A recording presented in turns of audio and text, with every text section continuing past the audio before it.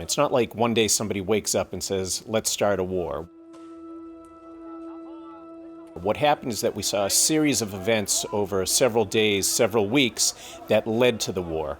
And what was going on is that there were settlers trying to push Palestinians out of some homes in East Jerusalem. So that already had ignited the atmosphere.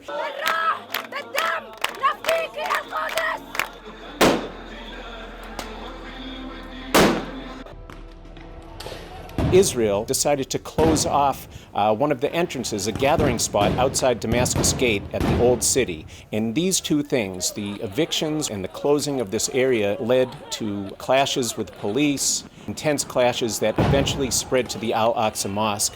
And once the clashes started moving into this holy spot, it was just a matter of time before the violence broke out. On May 10th, Hamas, the militant group that controls the Gaza Strip, launched a barrage of rockets toward Jerusalem, and then the war broke out.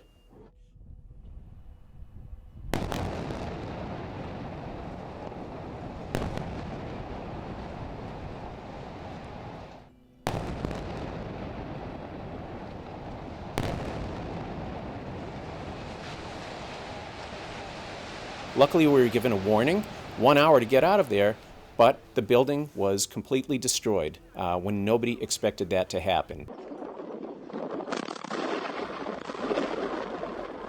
Covering a war is one of the hardest things that we have to do. We have the intensity and the workload. People are working around the clock on the Israeli side, on the Palestinian side. Nobody's getting sleep. They're under intense pressure.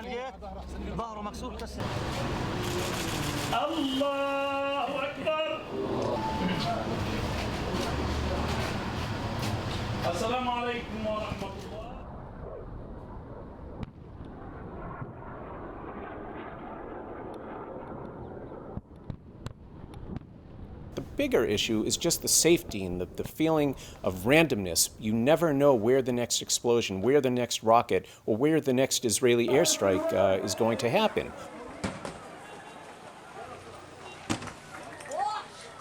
Here we are 6 months after the fighting, and the scars are evident on both sides. In Israel, what you see is long-term psychological damage. Residents in southern Israel near Gaza have been dealing with rocket fire for roughly 20 years.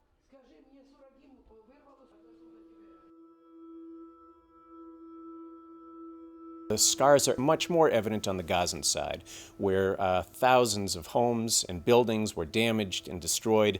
Most of that damage has not been repaired. Thousands of people still are not living in their homes.